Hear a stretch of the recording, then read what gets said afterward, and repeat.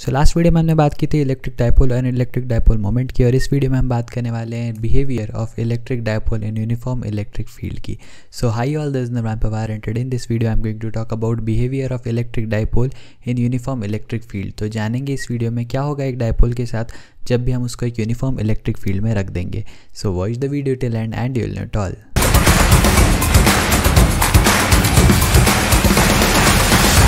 So let's get started with this video. लेकिन before I get started, अगर आप मेरे वीडियोस रेगुलरली फॉलो कर रहे हैं लेकिन अब तक आपने चैनल को सब्सक्राइब नहीं किया है, so please go ahead and do that, because channel subscribe करने से आपको मेरे आने वाले सभी वीडियोस के नोटिफिकेशन टाइम पर मिलते रहेंगे। Okay, so let's get started. तो सबसे पहले तो हम ये समझने का ट्राई करते हैं कि जब कभी मैं एक इलेक्ट्रिक डायपोल को एक यूनिफॉर्म इलेक्ट्रिक फील्ड में रखूँगा तो उसके साथ क्या होगा, है ना। हम जैसे ये चीज़ समझ लेंगे फिर हम उसका रिजल्ट जो कुछ है वो ड्राइव करेंगे आउट ऑफ इट। ठीक है, तो मान लेते हैं ये मेरे पास एक यूनिफॉर्म इलेक्ट्रिक फील्ड है, करेक्ट। तो ये मेरे पास एक यूनिफॉर्म इलेक्ट्रिक फील्ड है जो कि मैंने यहाँ पर ड्रॉ कर दी। अब इस इलेक्ट्रिक फील्ड में मैं क्या करूँ, मैं एक डायपोल को प्लेस करूँगा। ठीक है, इस डायपोल को मैं एक सर्टेन एंगल पे रख देता हूँ। इसके दोनों चार्जेस जो है उनको कुछ इस तरीके से बना देता हूँ। मान लेते हैं ये प्लस क्यू चार्ज है और मान लेते हैं ये माइनस क्यू चार्ज है, करेक्ट है क्या।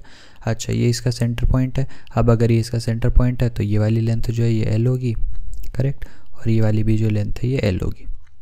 नाउ ये चीज़ तो क्लियर हो गई। अब एक और छोटी सी चीज़ यहाँ पे ध्यान से देखो, मैं मान रहा हूँ कि ये जो डायपोल है ये इलेक्ट्रिक फील्ड के साथ थीटा एंगल बना रहा है, करेक्ट।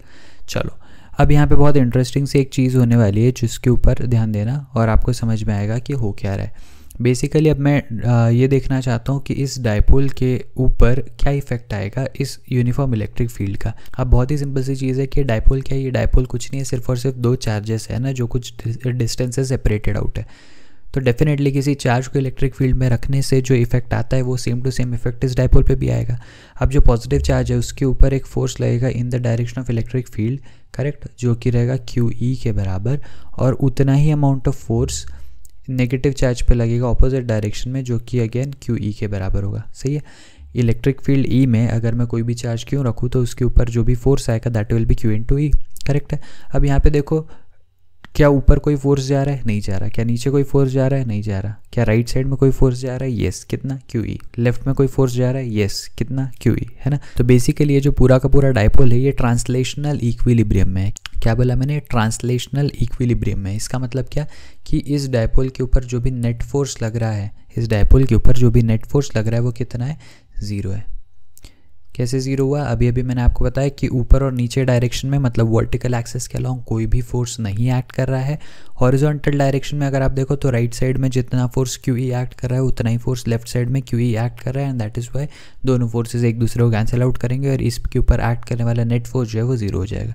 तो एक चीज़ तो बड़ी क्लियर है कि किसी भी डायपोल को अगर आप यूनिफॉर्म इलेक्ट्रिक फील्ड में लेके चले जाओगे तो उसके ऊपर जो नेट फोर्स आने वाला है वो तो ज़ीरो हो जाएगा। लेकिन क्या अब इसके ऊपर और कोई चीज़ नहीं एक्ट करने वाली, डेफिनेटली करने वाली है, दैट इज़ टॉर्क, है ना। तो भले ये दो फोर्सेस इक्वल एंड ऑपोजिट है लेकिन since they are not acting on the same point तो इसके ऊपर एक टॉर्क तो आएगा, है ना। जो ऊपर वाला चार्ज है वो राइट साइड में जाएगा और जो नीचे वाला चार्ज है वो लेफ्ट साइड में जाएगा। तो इसके ऊपर क्या होगा, ये जो डायपोल है, ये डायपोल है मान लेते हैं, अगर इसका टॉप पॉइंट राइट में जाएगा और बॉटम पॉइंट लेफ्ट में जाएगा तो इसके अंदर एक टर्निंग टेंडेंसी आएगी, है ना, और उसी को हम टॉर्क बोलते हैं। अब इसके अंदर एक टर्निंग टेंडेंसी है जिसको मैंने टॉर्क बोला, तो इसके ऊपर टॉर्क कितना एक्ट करेगा वो अब हमको चेक करना है, करेक्ट। अच्छा, अब एक और छोटी सी चीज़ यहाँ पे समझना है कि क्या इसमें टॉर्क आएगा या नहीं आएगा, ये डिपेंड करेगा कि इस डायपोल का ओरिएंटेशन क्या है ना। अगर ये डायपोल प्योरली हॉरिजॉन्टली रखा होता है ना इन the direction of electric field, मतलब इलेक्ट्रिक फील्ड के साथ अगर ये अलाइंड होता तो जो मेरे दोनों क्यू ई फोर्सेस है वो सेम लाइन के अलॉन्ग, जो डायपोल की लेंथ है उसी के अलॉन्ग एक्ट कर रहे होते, एंड उस केस में इसके ऊपर कोई भी टॉर्क एक्ट नहीं करता, है ना। तो इसके ऊपर जो नेट फोर्स एक्ट करने वाला है ज़ीरो, ये तो हमेशा है ना। तो दिस इज़ ऑलवेज ट्रू, ठीक है। तो किसी भी डायपोल को अगर आप यूनिफॉर्म इलेक्ट्रिक फील्ड में रखोगे तो उसके ऊपर एक्ट करने वाला नेट फोर्स हमेशा ज़ीरो होगा, दिस इज़ ऑलवेज ट्रू, है ना। लेकिन उसके ऊपर एक्ट करने वाला जो टॉर्क है वो ज़ीरो हो भी सकता है और नहीं भी हो सकता है ना। तो जैसे कि मैंने आपको बताया, अगर ये डायपोल हॉरिजॉन्टल रखा होता है इलेक्ट्रिक फील्ड के साथ अलाइंड करके तो उस केस में इसके ऊपर जो क्यू ई और क्यू ई दोनों फोर्सेस एक्ट कर रहे हैं वो सेम लाइन के अलॉन्ग एक्ट करते हैं और इसके ऊपर कोई भी टॉर्क नहीं आता। हाउएवर अगर मैं इसका एंगल चेंज कर दूं जैसा कि अभी यहाँ पे डायग्राम में बना हुआ है, इस केस में इसके ऊपर डेफिनेटली टॉर्क आ रहा है ना। तो मैं टॉर्क के लिए क्या लिख सकता हूँ, टॉर्क के लिए आई कैन राइट कि टॉर्क कुड बी, और या फिर मैं इसको इस तरीके से लिखने की बजाय से लिखता हूँ मे और मे नॉट बी, है ना। टॉर्क जो है, टॉर्क कैन मे और may not be equal to 0, है ना। तो डेफिनेटली मेरा जो नेट फोर्स है वो तो ज़ीरो होने वाला है, लेकिन जो टॉर्क है दैट कैन बी ज़ीरो और कैन नॉट बी ज़ीरो, है ना। और क्यों, तो वो मैंने आपको ऑलरेडी बता दिया। अगर दोनों फोर्सेस सेम लाइन के अलॉन्ग एक्ट करेंगे तो डेफिनेटली टॉर्क ज़ीरो हो जाएगा, लेकिन उसके अलावा किसी भी सिचुएशन में डेफिनेटली इसके ऊपर कुछ ना कुछ टॉर्क आने वाला है ना। तो अभी इस सिनेरियो में जो यहाँ पे ड्रॉ करके रखा है मैंने डायग्राम, इस सिनेरियो में इसके ऊपर कितना टॉर्क एक्ट करने वाला है ये हम फाइंड आउट कर लेते हैं, करेक्ट है क्या। तो अगर मैं इसके ऊपर एक्ट करने वाला टॉर्क फाइंड आउट करूँ तो मैं टॉर्क किसी भी पॉइंट के अलॉन्ग निकाल सकता हूँ, है ना। अगर ये मेरे पास एक डायपोल है, डायपोल के किसी भी पॉइंट पे अगर मैं टॉर्क निकालूंगा तो मुझे सेम वैल्यू मिलने वाली है ना। तो मैं क्या करूँगा, यहाँ पे मैं डायपोल मोमेंट निकालने का ट्राई करता हूँ अबाउट लेट्स से ये वाला चार्ज है ना, ये वाला पॉइंट, ठीक है। तो जो नेगेटिव क्यू चार्ज है उसके अबाउट, इसको मैं कोई दूसरे कलर से बना देता हूँ, लेट्स से पर्पल। तो यहाँ पर देखो ये जो नेगेटिव चार्ज है माइनस क्यू, इस पॉइंट के अलॉन्ग मैं नेट टॉर्क निकालने का ट्राई कर रहा हूँ, ठीक है। तो अब यहाँ पे देखो ये जो है ये लाइन ऑफ फोर्स है, ठीक है। फोर्स कुछ इस लाइन में एक्ट कर रहा है और परपेंडिकुलर डिस्टेंस ये होगा, है ना। तो टॉर्क क्या होता है, torque is nothing but force into perpendicular distance, correct है। अच्छा, फोर्स कितना एक्ट कर रहा है, Q इंटू ई, तो Q इंटू ई तो फॉर श्योर हो गया। अब परपेंडिकुलर डिस्टेंस कितना है, तो जो मैंने फिक्स पॉइंट माना है उस पॉइंट से ये QE कितने परपेंडिकुलर डिस्टेंस पे, तो डेफिनेटली अगर इसकी लेंथ जो है वो 2L है, अगर इसकी लेंथ 2L है और ये एक्स एक्सिस के साथ या इलेक्ट्रिक फील्ड के साथ थीटा एंगल बना रही है, तो आई कैन से कि ये वाला जो परपेंडिकुलर डिस्टेंस है ये कितना हो जाएगा, this will be 2L sine theta, correct है क्या। क्योंकि 2L इसकी लेंथ है तो इसका अलॉन्ग द इलेक्ट्रिक फील्ड जो कंपोनेंट बनने वाला है वो थीटा एंगल पे, इसलिए वो 2L sine theta 2L cos theta बनेगा, और जो दूसरा वाला परपेंडिकुलर कंपोनेंट है वो 2L साइन थीटा बनेगा, सही है क्या। तो यहाँ पे मैं परपेंडिकुलर डिस्टेंस को लिख सकता हूँ क्या, 2L साइन थीटा, है ना। तो मुझे टॉर्क का एक्सप्रेशन यहाँ पे मिल चुका है। एक छोटी सी चीज़ मैं ये करूँगा, 2L और Q को साथ में P लिख दूंगा, है ना। तो I can right PE sine theta. तो ये मेरा टॉर्क का मैग्नीट्यूड हो गया। क्या बोला मैंने, ये टॉर्क का मैग्नीट्यूड हो गया।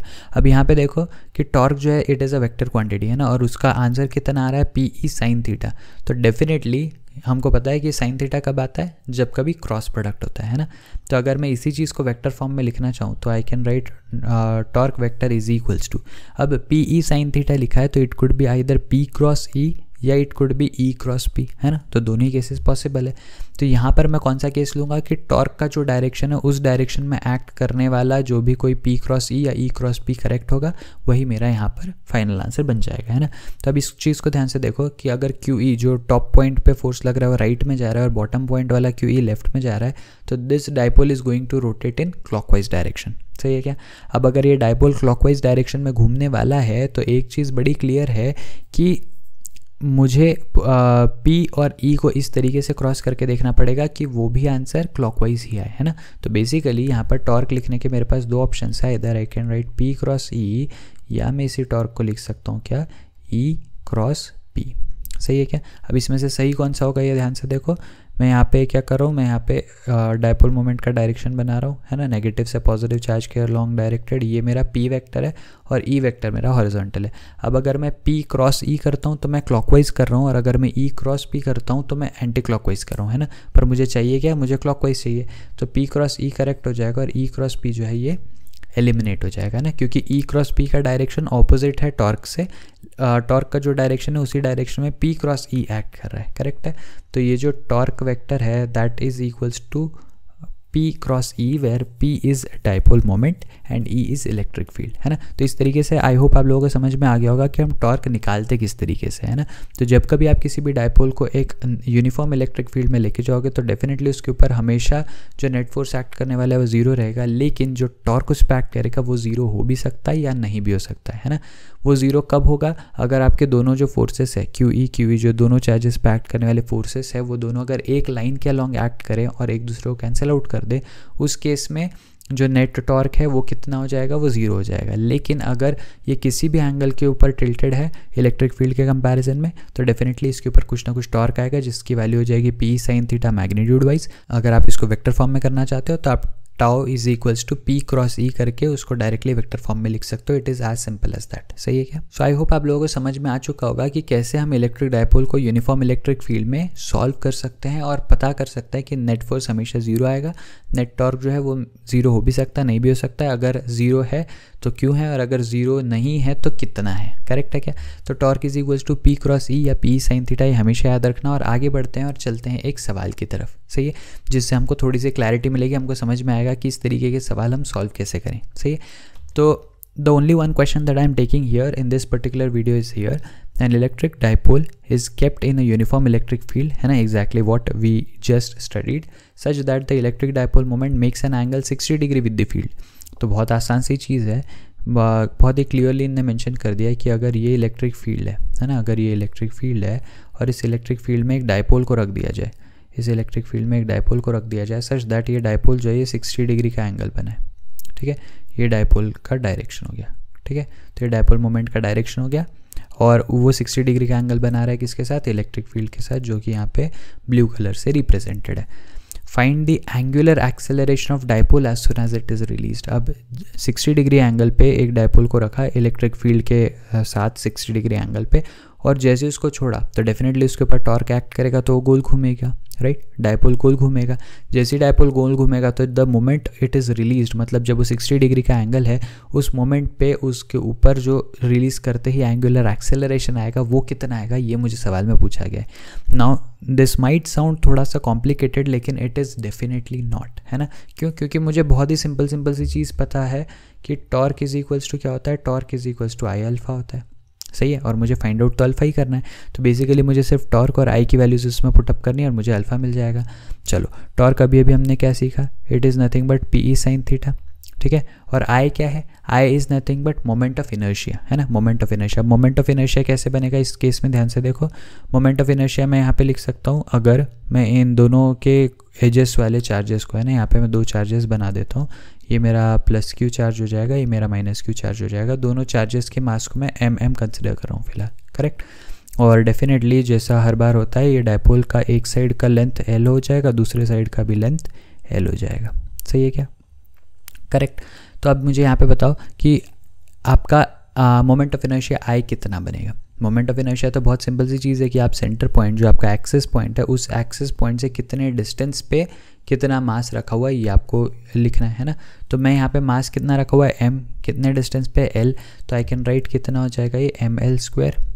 करेक्ट, एम एल स्क्वायर हो जाएगा, लेकिन ये तो एक मास का हुआ, ऐसा ही दूसरा मास भी अवेलेबल है मेरे पास, तो I can write I is equals to 2ml square. Correct है, और ये मल्टीप्लाई होगा किससे, अल्फ़ा के साथ। तो मेरा अल्फ़ा का वैल्यू कितना हो जाएगा, alpha will become P E sine theta, कितना यहाँ पे 60 डिग्री है तो पी ई साइन 60 डिग्री हो जाएगा, डिवाइड हो जाएगा किससे 2ml स्क्वायर। करेक्ट है क्या? तो आई होप ये चीज़ यहाँ तक समझ में आई होगी। अब मैं क्या करूँगा, I can write P is equals to nothing but it is q into 2l, है ना, क्यू इंटू 2l हो जाएगा, यहाँ पे ई आएगा, साइन 60 की वैल्यू कितनी हो जाएगी, √3/2 हो जाएगी। करेक्ट, और नीचे क्या है 2ml स्क्वायर। अब ये 2 से 2 को ख़त्म करेंगे तो I will get √3QLE upon 2ml square. अच्छा, एक L भी कैंसिल हो सकता था यहाँ से, तो मेरे अल्फ़ा की वैल्यू कितनी हो गई, √3QE डिवाइडेड बाय 2ml, है ना, and this will be your final answer. सही है क्या?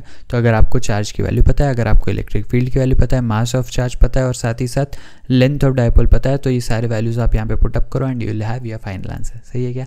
सो आई होप इस वीडियो में डिस्कस किया गया कॉन्सेप्ट भी आपको समझ में आया होगा, और साथ ही साथ ये जो हमने प्रैक्टिस क्वेश्चन यहाँ पे सॉल्व किया ये भी आपको समझ में आया होगा।